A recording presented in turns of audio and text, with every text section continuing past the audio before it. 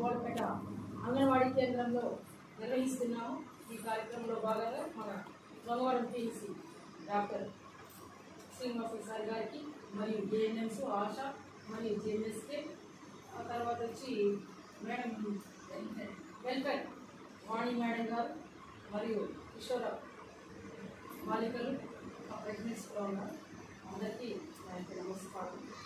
ముఖ్యంగా రాష్ట్ర ప్రభుత్వము ఈ యొక్క కిషోర వికాసం కార్యక్రమాన్ని మే 1 నుంచి జూన్ 10వ తేదీ వరకు కూడా రాష్ట్ర వ్యాప్తంగా ఈ యొక్క కార్యక్రమాన్ని అన్ని గ్రామాల్లో అన్ని అంగన్వాడీ కేంద్రాల్లో ఈ యొక్క కార్యక్రమం నిర్వహిస్తున్నారు. ఎందుకంటే కిషోర వికాసం అనేది చాలా ముఖ్యమైనటువంటి దశ. ఆ ఏజ్లో 11 సంవత్సరాల నుంచి 18 సంవత్సరాల లోపు ముఖ్యంగా ఎదుగుదల ఉంటారు. అప్పుడు హార్మోన్స్ అనేవి ఇన్బ్యాలెన్స్ లో ఉంటాయి. పిల్లలకు చాలా ఆ ఏజ్ అనేది చాలా ముఖ్యమైనటువంటి వయస్సు. అది ఆ ఏజ్ లో వాళ్ళు ఏం చేస్తారు ఏమనేది కూడా మనము పేరెంట్స్ గా మనము గమనిస్తూ ఉండాలి.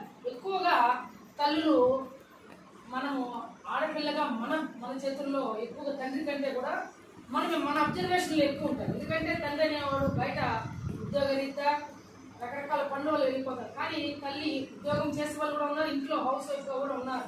మన బిడ్డను మనము అబ్జర్వేషన్ చేస్తూ ఉండాలి. స్కూల్కి వెళ్ళినా కాలేజీకి వెళ్ళినా మనం వచ్చిన తర్వాత ఆమె కొంతసేపు మనము స్పెండ్ చేయాలి టైం అనేది.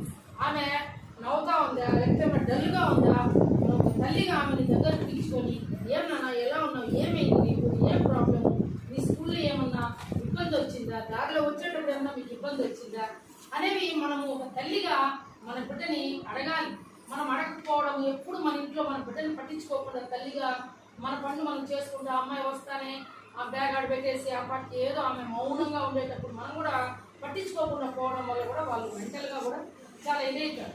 అందువల్ల ఎక్కడ చూసినా ఇప్పుడు ఏమైతోంది, అమ్మాయిల పైన చాలా మంది చాక్లెట్లు ఇస్తామని, తర్వాత బిస్కెట్లు ఇస్తామని మాయమాటలు చెప్పి మనం చూస్తున్నాం. చిన్న 4-3 సంవత్సరాల బిడ్డ నుంచి కూడా 60-70 సంవత్సరాల వయసు మహిళలు కూడా ఈరోజు చాలా మంది అఘాయితాలు మహిళల పైన జరుగుతున్నాయి. ఎందుకంటే ఎక్కువ రేప్ చేసేయడము, నైస్గా తీసుకొని పోయి చాలా చోట్ల రేప్ చేసేసి అమ్మాయిని చంపేయడము, చెట్లు పొదల్లో వేసేయడము, బావులకి వేసేయడము, ఇలాంటి సంఘటనలు అనునిత్యము మనం చూస్తూనే ఉన్నాం ఫ్యాక్టరీలో మహిళల పైన జరుగుతున్నటువంటి. కానీ దానికి పునాది మనం ఇక్కడ ఈ ఏజ్లో మనం తల్లిగా ట్రీట్మెంట్ అనేది బాగా చెప్పాలి. ఎట్లుండాలంటే మనం కూడా తల్లిగా అమ్మ జాగ్రత్త భద్రము. ఇక్కడ స్కూల్లో కానీ మేమైతే అంగన్వాడీ కేంద్రంలో బ్యాడ్ టచ్ ఫుడ్ టచ్ అయ్యే వాటిపై ఇప్పటి నుంచి కూడా మా ప్రీ స్కూల్ పిల్లలకి అమ్మాయిలకి చాలా సార్లు చెప్తున్నాం.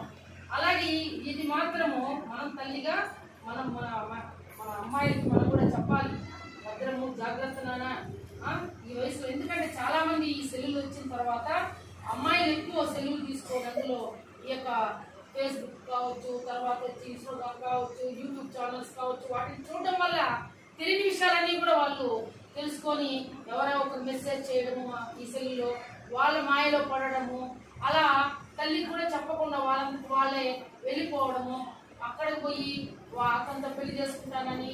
అంటే ఆ ఏజ్ అనేది తెలియదు. ఆ అమ్మాయికి ఎవరైతే ప్రేమగా పలకరిస్తారో, ఎవరైతే మనం ఆ ప్రేమని తల్లిగా తండ్రిగా మనము పంచుకోవాలి, కూర్చోమనాలి, కలిసి భోజనం చేయాలి, మంచి మాటలు చెప్పాలి. ఇట్లా ఉండకూడదైనా ఇట్లా చేసుకోవడం వల్ల ఇబ్బందులు వస్తాయి ఫ్యూచర్లో అని మనము మంచి మాటలు అమ్మాయికి చెప్తూ ఉండాలి. మనం ప్రేమగా ఉండాలి, ఆప్యాయంగా ఉండాలి, పలకరింపుగా ఉండాలి.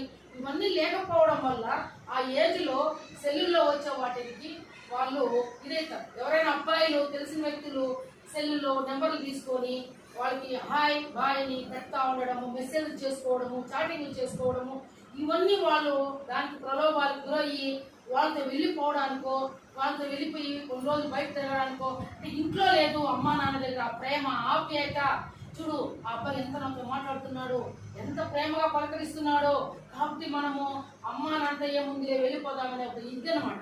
ఇవన్నీ కూడా మనం కూడా అనునిత్యము అబ్జర్వేషన్లో ఉండాలి. ఇలాంటివి మీరు అమ్మాయిలు 11 నుంచి 18 సంవత్సరాల అమ్మాయిలు మీరందరూ కూడా ఉన్నారు ఇక్కడ. ఇలాంటి వాటికి ఎవరు కూడా మనం ముఖ్యంగా చదువు పైన మనము ఇంట్రెస్ట్ పెట్టాలి.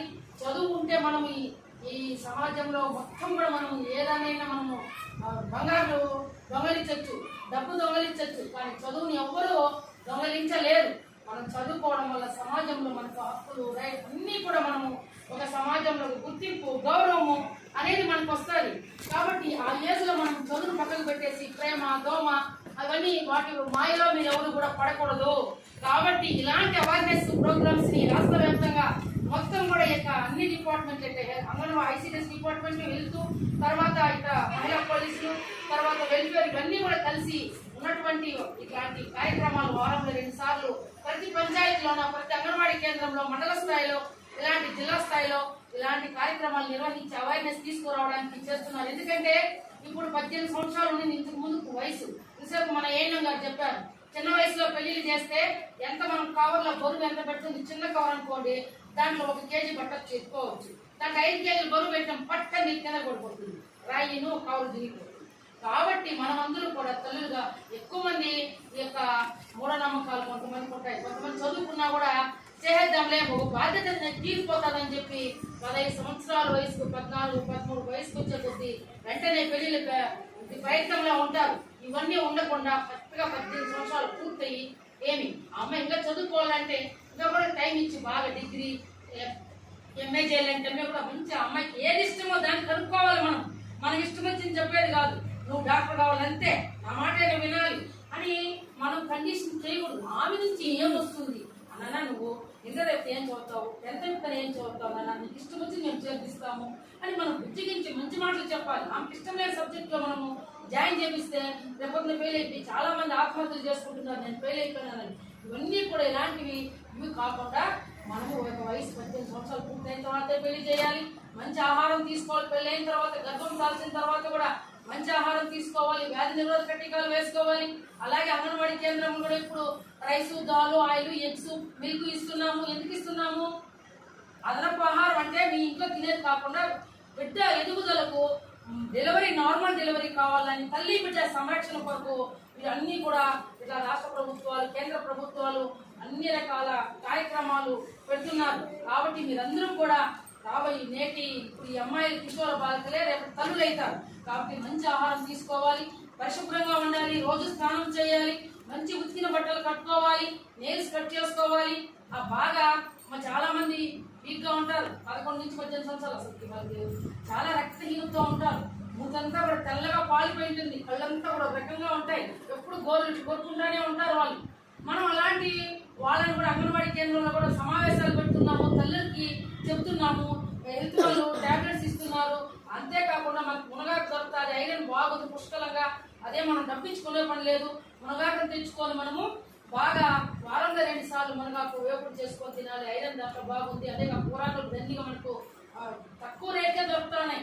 కాబట్టి మనం ఈ మంచి ఆహారం తీసుకోవాలి. డెలివరీ అయ్యేటప్పుడు మాతృమరణాలు శిశు మరణాలు కాకుండా అరికట్టడానికి పౌష్టికాహార లోపాలు అరికట్టడానికి అంగన్వాడీ కేంద్రంలో ఇవన్నీ కూడా ఇస్తున్నాం. కాబట్టి మీరందరూ కూడా ఇక్కడికి వచ్చినటువంటి కిషోర బాలికలు తల్లులు మీరందరూ కూడా అవేర్నెస్ పెంచుకొని రాని వాళ్ళకు కూడా ఇక్కడ చెప్పినటువంటి విషయాలు మీరందరూ కూడా వాళ్ళకు కూడా షేర్ చేసి విజయవంతం చేస్తారని ఆశిస్తున్నాను. చేస్తున్నారు